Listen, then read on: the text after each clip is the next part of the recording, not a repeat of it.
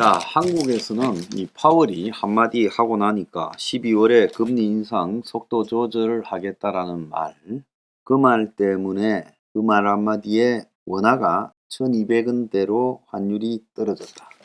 또 이렇게 말하면서 마치 경제에 청신호가 도는 것처럼 이야기를 하고 일부 주식 바람잡이 언론들은 이제 훈풍이 돈다. 미국에도 주가가 상승했다 하면서 좀 웃기는 소리를 하고 있고, 한편으로 또 이런 투기 브로커들이 제 사이트에 들어와서 황장수 연말 환율 1,500원이라고 하지 않았느냐 이러면서 이제 또 까불고 있습니다. 웃기는 이야기예요. 자, 이것은 뭘 의미하는가 하면 미국이 지금 인플레가 굉장히 높다라는 상황입니다. 지금 7.7이 났습니까? 10월 달에 7.7이었잖아요. 곧 11월 달께 나오겠지. 7.7도 낮은 게 엄청나게 높은 인플레죠. 자, 그런데 우리가 흔히 배우기를 경제가 침체되면 정상적인 상황에서는 어떻게 됩니까? 소비가 감축하잖아요. 수요가 감축하죠. 그래서 대공황이라는 게 올 때 사람들이 어느 날 이 자기한테 돌아오는 소득이 줄어서 소비를 안 합니다. 소비를 하지 않으니까 민간 소비가 줄어들고 기업도 투자를 안 하니까 총 수요가 줄어들면서 공급보다 수요가 작아서 이 상품이 남아 돌아서 재고로가 온 사방에 쌓이는 거. 지금 경제 자체의 실물 경제 현상만 놓고 보면 삼성이 57조 재고, 한국에 무슨 뭐 5대 기업이 83조가 재고 있다고 하지 않습니까? 그래서 미국도 지금 어마어마한 재고들이 쌓여 있다라는 거 아니겠습니까? 이것은 뭐예요? 공급 과잉에다가 수요 부족, 소비 부족을 의미하는 거죠. 그래서 미국에 이번에 이 블랙 프라이데이 때도 외형상 매출은 늘어났지만은 실제 인플레를 고려하면 늘어난 게 아니라 기대치 미달이고, 연말 크리스마스 때 매출도 기대하지 않고 사람들이 나중에 인플레가 더 돼서 비싸질까 봐 필수적인 품목들을 조기에 소비를 당겨서 외상으로 썼다. 그렇게 이야기가 되지 않습니까? 자, 그래서 경제가 정상적으로 이 침체가 되면 이 소비가 줄어들고 수요가 줄어들고, 그래서 물가가 내려가는 것이 정상이죠. 그래서 미국 경제가 침체에 빠져들었다라고 하는 것은 그것은 물가가 하락한다. 인플레가 아니라 디플레이션을 걱정해야 되는 거예요. 원래 인플레보다도 이전에는 더 무서운 게 디플레이션이라고 했습니다. 일본의 잃어버린 20년 동안 계속 소비가 줄어들고 그러면서 일본 경제가 규모가 작아진 거. 그래서 경제가 화랑기 때는 인플레도 심하지만 경제 규모가 커지고 소비가 굉장히 많았는데 점점 소비가 줄어들고 경제 규모가 쪼그라지는 게 일본의 잃어버린 20년이지 않습니까? 마찬가지로 미국이나 세계 경제가 다 침체에 빠져드니까 소비가 급 줄어들겠죠. 중국도 지금 내수가 급속히 줄어들고 있고 미국도 그렇습니다. 유럽도 그렇고요. 자, 그런데 이 속에서 지금 이상하게 물가가 상승하고 있었어요. 인플레가. 그러니까 경기가 침체되면 물가가 내려가고, 왜? 소비가 없으니까, 수요가 없으니까. 수요가 없으면 이 물건이 남아도니까 가격이 내려갈 거예요. 당연한 경제적 상식적 이치예요. 그런데도 불구하고 지금 올라가고 있었습니다. 그래서 여태까지는 그 원인을 공급망의 문제다. 코로나로 인해서 이 물건 상품 서플라이 공급 체인에 문제가 생겨서 제때 공급되지 않는 문제다. 교육을 갖다가 통제하고 또 뭐 교육을 할 수 있는 수단들이 줄어들어서 그렇다. 이렇게 말했는데 그것도 일시적이지. 돈이 되면 그게 계속 공급망의 문제가 지속될 수 있겠습니까? 벌써 해결되죠. 그 다음에 이제 우크라이나 전쟁의 문제가 됐는데 그게 이제 오일이나 가스나 혹은 더 나아가서 이 곡물에서 그런 요소가 분명히 강하게 있었지만은 전부 어떤 형태로든지 적응했습니다. 그렇기 때문에 그게 전체적으로 저렇게 고인플레이션을 갖다가 끌고 오는 요인은 아니에요. 근본적인 요인은 따로 있다는 거예요. 자, 생각해 보세요. 6월 24일 날 우크라이나 전쟁이 일어났고 코로나는 2020년에 일어났는데 인플레가 언제부터 된다 했습니까? 작년에 하반기부터, 연준은 아니라는데 미국에서는 계속 우크라이나 전쟁이 일어나기 전 인플레가 돼서 올 1월, 2월까지도 인플레가 이제 무섭게 진행되고 있었지 않습니까? 그거를 보면요. 우크라이나 전쟁 때문에 인플레가 됐다는 게 아니라 우크라이나 전쟁이 인플레를 좀 더 빠르게 올렸다라고 보는 수준 정도에 불과해요. 그래서 코로나도 인플레 원인이 아니고 우크라이나 전쟁도 근본적 원인이 아니다. 그러면 뭐가 인플레의 근본적 원인이냐? 근본적 원인은 달러의 남발이다. 자, 정상적인 상태라면 벌써 물가 상승 인플레 걱정이 아니라 경제 침체를 걱정을 하고 물가 하락을 걱정해야 되는데 워낙 달러 남발에 의한 돈의 남발, 돈이 많아져서 인플레가 생긴 현상이기 때문에 이것이 내려오는 것이 시간이 걸린다는 겁니다. 조금씩 내려오겠지요. 자, 그래서 궁극적으로 어느 시점에 가면 인플레가 사라지고 이제 그때부터는 디플레가 진행이 될 건데 이번에 이게 경제학적으로 설명할 수 없는 사상 초유의 달러 남발이 지난 2020년부터 21년 2년 사이에 엄청나게 많이 있었어요. 그래서 제가 그 그래프로 이렇게 올라가는 화폐량을 보여줬지 않습니까? 그러니까 지금 설명이 안 되는 사태, 여전히 인플레가 높은 사태가 이런 심각한 경기 침체에서도 나온다는 거예요.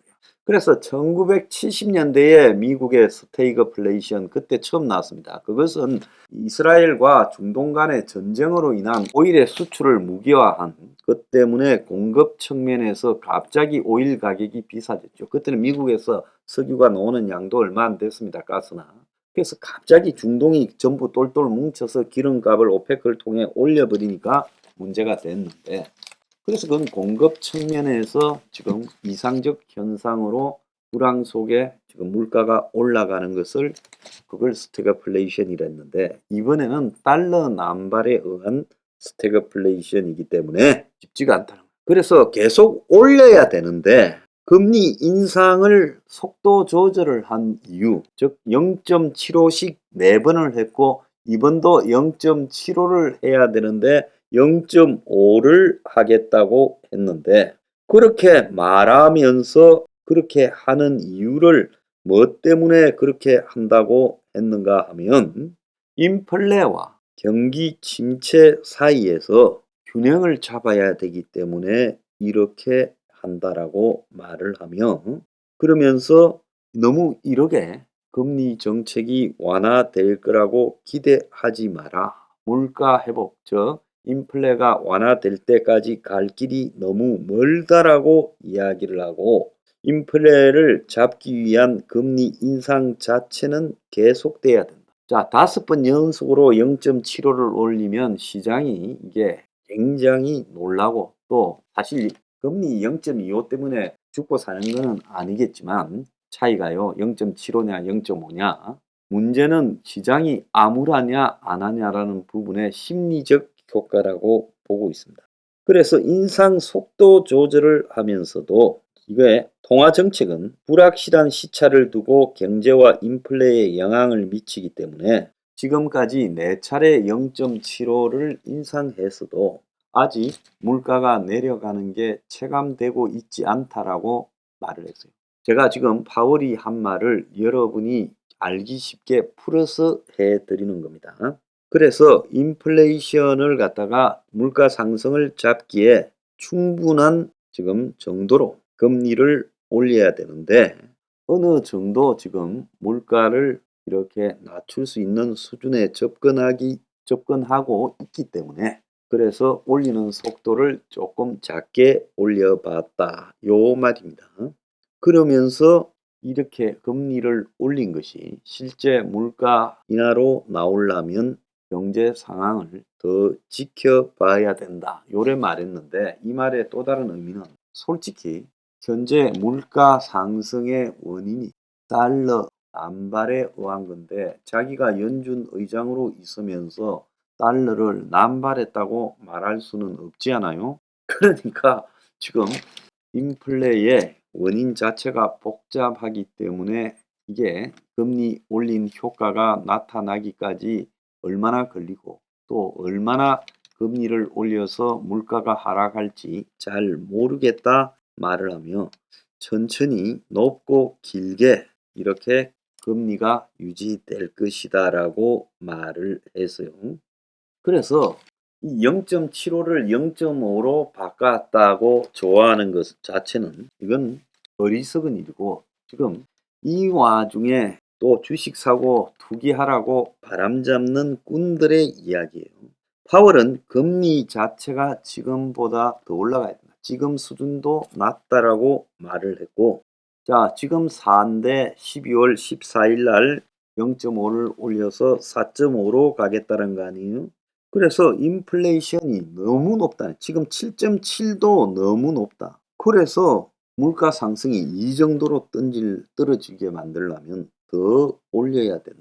그래서 지난 9월 달에 최종적으로 4.6이 최고 높은 금리 수준이었는데, 이제는 이 5.5는 돼야 되지 않겠냐, 이렇게 말을 하고 있습니다. 자, 그런데 지금 미국에 어제도 제가 이야기했지만 신규 고용이 반토막이다. 경제가 침체된다라는 게 이제 고용에서 제일 많이 드러나죠.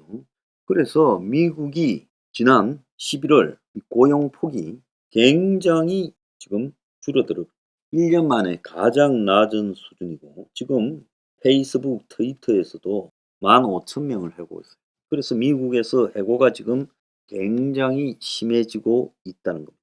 자, 그래서 지금 이제 걱정은 뭐가 걱정인가 하면, 그렇다고 인플레가 떨어지는 것은 아니고 또 금리는 지금 4%에서 1.5 정도 더 올라가야 되고, 자, 그런데 고용 자체가 지금 반토막이 나면서 세계 경제가 완전히 침체로 빠져들고 있다는 거예요. 그러면 경제 침체를 갖다가 막기 위해서 금리를 갖다가 안 올려? 이러다가는 이제 물가가 계속 높아지는 이 속에서 빠져나오지 못해요. 그래서 경제가 이렇게 불황인데 물가가 이렇게 높다라는 부분에 대해서 아직 미국에서 제대로 된 논문 한 건 안 나오고 있다. 학자들이 말을 안 하지요. 이 진실을 밝히게 되면 미국의 통화 정책 자체, 현대 화폐 이론이라는 MMT 이론 자체가 지금 무너지게 된다. 그래서 미국도 이 금융 정책이 완전히 문제가 되기 때문에 인플레 원인을 말하지 않고 있어요. 이게 통화 남발에 의한 디스플레이션이라는 데 대해서 지금 인정하는 순간에 미국 정부의 이 통화 정책, 연준, 재무부 다 박살이 나게 돼 있다. 그래서 지금은 최종 금리가 5.5, 5.25 이렇게 말을 하면서 당장 금리를 내려야 된다. 경제 침체 우려가 너무 심각하다, 이런 말만 하고 있습니다. 자, 미국이 처해 있는 지금 딜레마 보통 심각한 게 아니죠.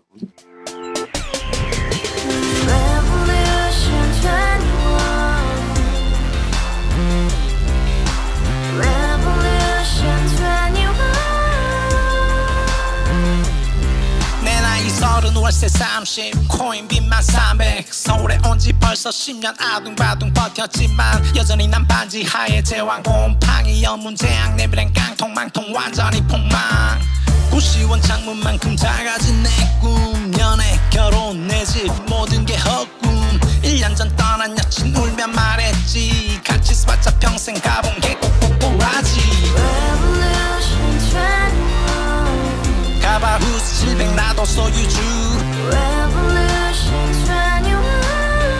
가바후스 700 나의 소주 택시기사 우라부지 마트 캐셔 울어무니 우리 집안 다 털어봤자 후줄 그래 개선민 내 미래 거기서 팍 끝난 거지 팍 더 이상 노력 따윈 괴물이 스펙 찾아서 말리 비오는 날 알바 잘려 맨날 학원 날 개쳐 발려 밤비 내리는 양화대교 홀로 걷고 있을 때 현수막에 아로 새겨진 평당 700짜리 아파트 다같이 소리 질러 혁명 21 가바후스 700 나도 소유주 가바후스 700 나의 소주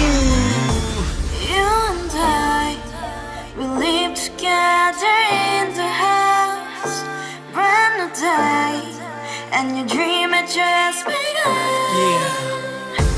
Revolution 21, only hope and happiness. 너에게